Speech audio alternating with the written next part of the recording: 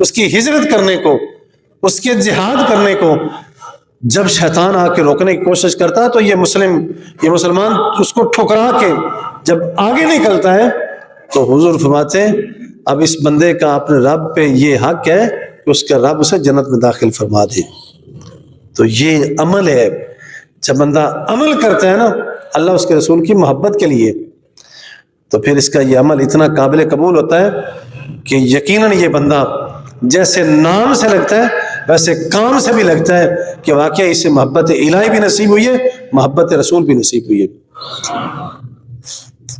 جنگ احد کے ایک موقع پہ ایک عورت کا خامد، اس کا بھائی، اس کا بیٹا، وہ تینوں چاروں جنگ احد پہ حضور کے ساتھ چلے گئے۔ جب عصر کا شام کا وقت ہوا تو اطلاعات آئی نا کہ جو مسلمان شہید ہوئے ہیں، ذرا بی بی کو اطلاع ملی، بی بی دوڑتی ہوئی میدان کی طرف آ رہی ہے۔ بی بی پوچھتی ہے مجھے بتاؤ کہ اللہ کے محبوب کا کیا حال ہے۔ آگے سے مطلع نے اطلاع دی کہ بی بی تیرا خامد فوت ہو گیا۔ بی بی کہنے لگی کہ میرے خامد کو چھوڑو، مجھے بتاؤ کہ اللہ کے محبوب کا کیا حال ہے۔ بی بی کو پھر اطلاع ہوئی بی بی تیرا بھائی شہید ہو گیا۔ بی بی نے کہا بھائی کو چھوڑو، مجھے بتاؤ کہ اللہ کے محبوب کا کیا حال ہے۔ تیسری مرتبہ پھر آگے بڑھی نا تو کس نے اطلاع دی بی بی تیرا بیٹا بھی شہید ہو گیا۔ بی بی کہتی کہ بیٹے کو چھوڑو، مجھے بتاؤ کہ اللہ کے محبوب کا کیا حال ہے۔ اور اس حدیث پاک میں عربی کا ایک مقولہ ہے جس کا مفہوم یہ ہے کہ اس بی بی نے جب یہ ساری اطلاعات سن لی نا تو بی بی کہنے لگی کہ اگر اللہ کے محبوب صحیح سلامت ہے نا تو میرے سارے دکھ چھوٹے ہیں، اللہ کے محبوب کی محبت سب سے آگے ہے۔ اللہ اکبر یا رسول اللہ، زندہ باد زندہ باد زندہ باد زندہ باد۔ یہ ہے اللہ اس کے رسول کی محبت، اور اس محبت کے کامل نمونے جو ہے نا وہ حضور کے اصحاب نے وہ انداز، وہ کردار ادا کر کے دکھایا ہے کہ اللہ اس کے رسول سے محبت ہوتی کیسے۔ ذرا یہ خالی نعرے نہیں ہیں، یہ خالی نعرے نہیں، یہ آج کر کے ہمارے میلے ٹھیلے نہیں ہیں کہ بس ریبڑیاں اٹھائیں، چھٹا دیا تو بھاج کے ناس کے وہ ریبڑیاں بس اٹھا کے کھا کے بس دائیں بائیں ہو گئے۔ یہ وہ میلہ نہیں ہے، ذرا یہ عمل ہے، یہ عمل ہے۔ اس انداز میں اس زمانے میں نکلنا ہے کہ اعمال میں اس انداز سے پیش آؤ، ہمارے کردار سے، ہماری گفتار سے، ہمارے کریکٹر سے محبت نظر آئے کہ اللہ اس کے رسول کی محبت ہے۔ جب تک کردار میں یہ محبت نہیں اترے گی نا تب تک ہم اس محبت الہی اور محبت مصطفیٰ کی روح کو نہیں پہنچ سکتے۔ اس روح کو اگر پانا ہے نا تو عملی طور پہ اس میدان میں نکلیں، ہمیں بتانا نہ پڑے کہ ہم مسلمان ہیں، ہم شکل سے، ہم کردار سے، عمل سے ہم لوگوں کے سامنے پیش آئیں کہ ہم اللہ کے محبوب کے دیوانے، ہم اللہ کے محبوب کے مستانے، ہم اللہ کے محبوب کے غلام ہیں۔ ہم طرز زندگی سے یہ پتہ چلنا چاہیے کہ یہ بندے اللہ اس کے رسول سے محبت کرتے ہیں۔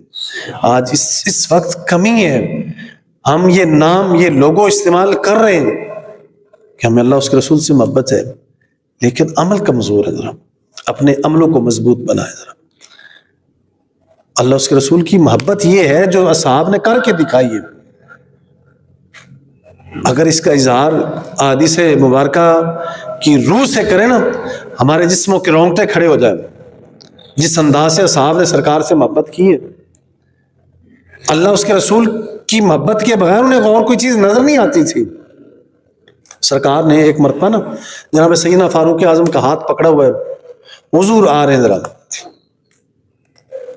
سرکار نے ہاتھ تھاما ہوا ہے جناب سیدنا عمر فاروق کا، تو جناب سیدنا فاروق اعظم عرض کرتے ہیں یا رسول اللہ آپ مجھے نا میری جان کے علاوہ، آپ میری جان کے سوا مجھے ہر شے سے زیادہ پیارے لگتے ہیں۔ ذرا حضور نے یوں نظر پھیر کے دیکھی نا، حضور فرماتے ہیں اے عمر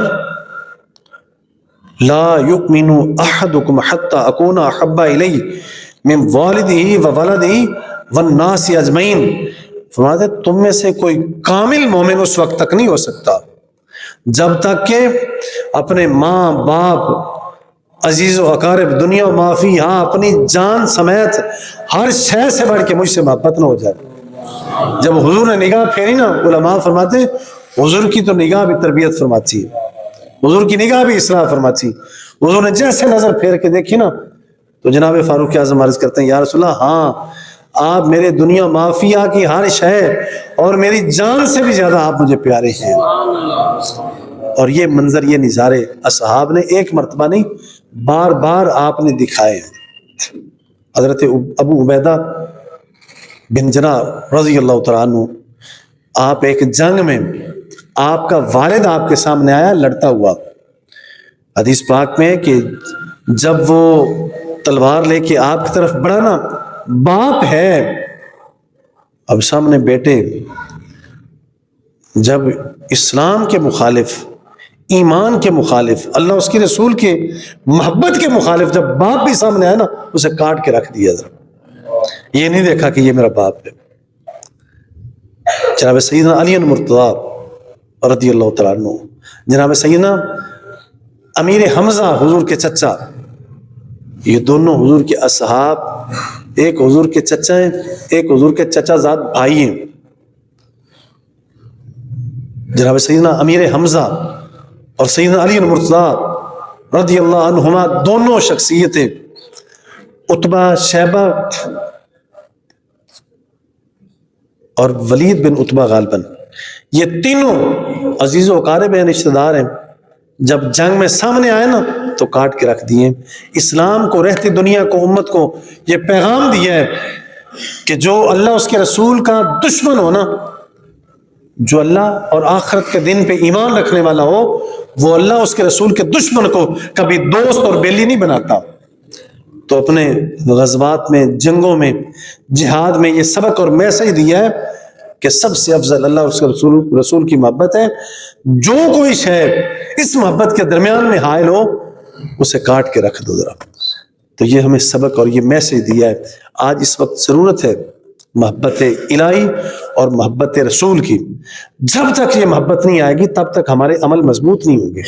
اعمال کو مضبوط بنانا ہے اور شاندار بنانا ہے، اور بارگاہ عزتی میں اگر قبولیت کا سرٹیفکیٹ لینا ہے تو اس کے لیے ضروری ہے کہ ہم محبت مصطفیٰ لائیں. ذرا جس قدر ہمارے دلوں میں یہ اس کی مصطفیٰ آئے گا اس قدر ہمارے اعمال جو ہیں یہ مضبوط ہوں گے.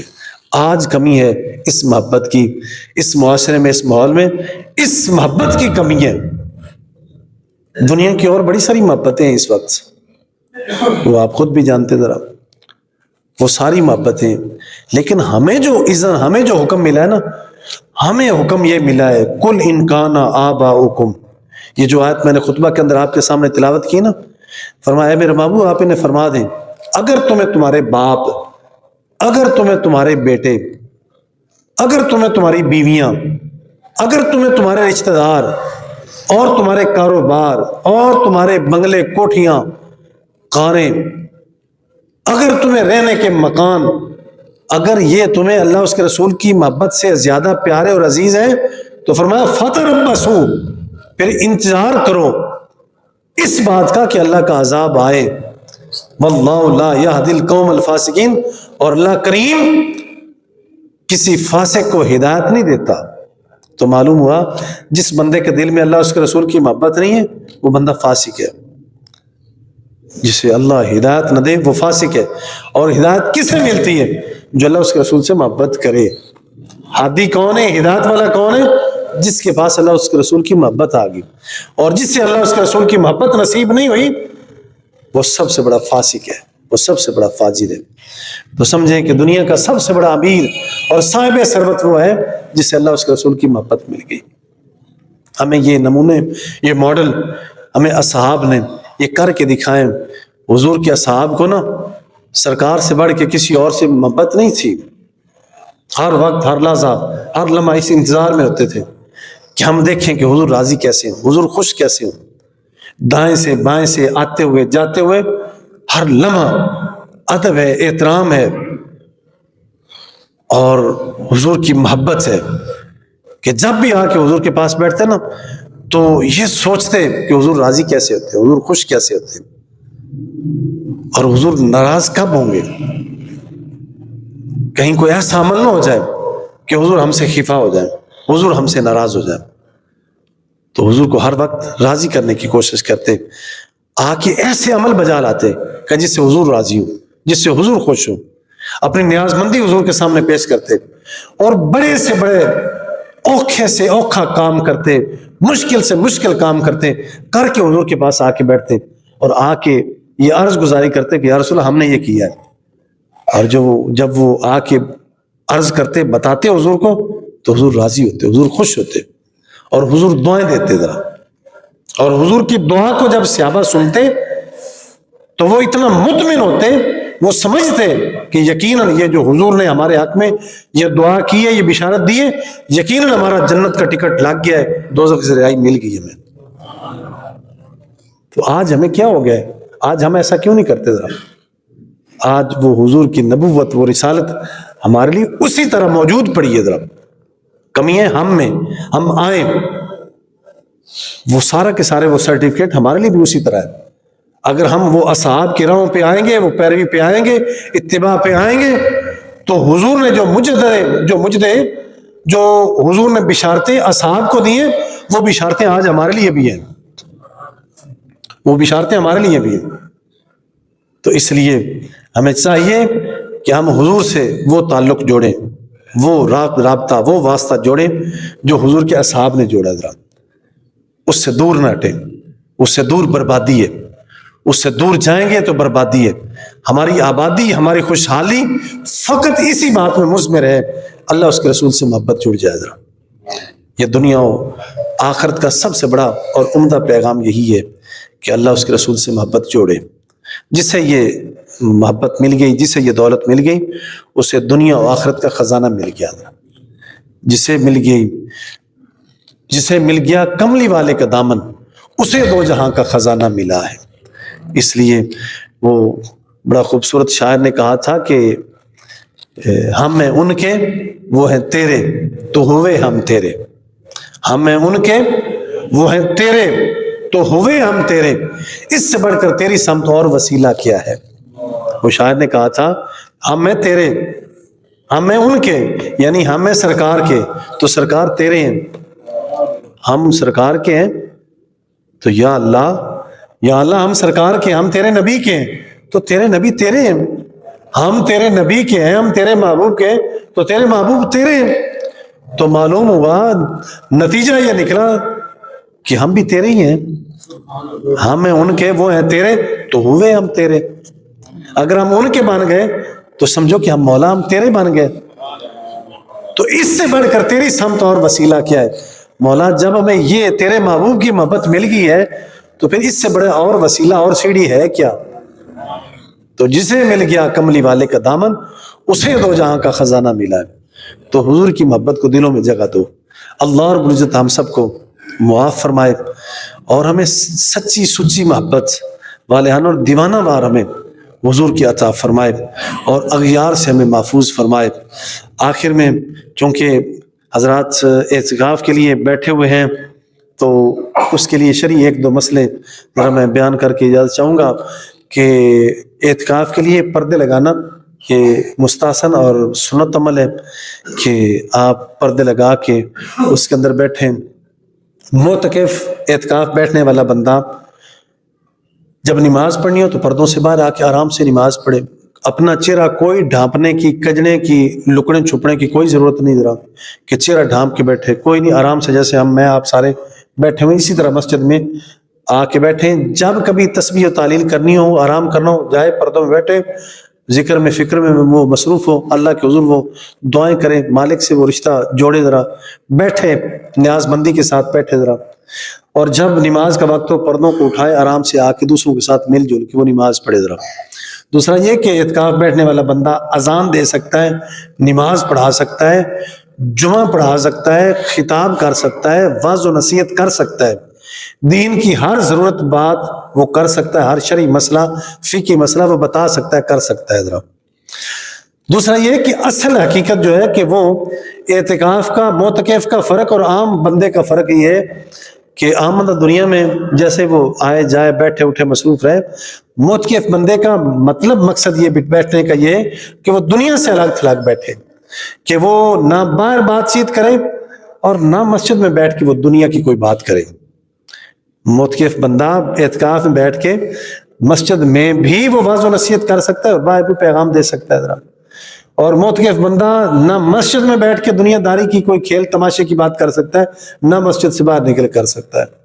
دوسری شرعی جو حاجات ہیں وہ بول بلا براز کے لیے، واش روم کے لیے وہ جائے، وہ اگر اس کے اوپر غسل جو ہے وہ واجب ہو گیا تو وہ جا کے نہا کے آئے۔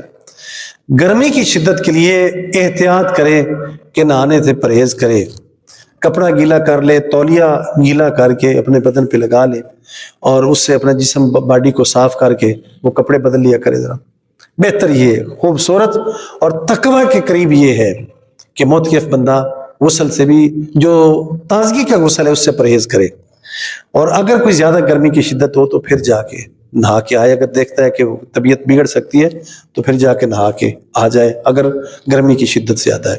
صدقہ فطر جو ہے وہ کم از کم 160 روپیہ، ذرا کم از کم 160 روپیہ، اس سے زیادہ یہ مکیاس 2.25 ٹوپے ہیں، اس کے لیے پیمانہ مقرر کیا جو فقہ کے اندر، اس کے اندر کم از کم جو عام معمولی آدمی ہے، جو غریب آدمی ہے، وہ اس کے اندر گندم ڈال دے، جو اس سے اوپر ہے وہ جو ڈال دے، جو اس سے اوپر ہے اسے چاہیے کہ وہ کھجور ڈال دے، جو اس سے زیادہ ہے وہ 2.25 ٹوپوں کے اندر وہ کشمش ڈال دے۔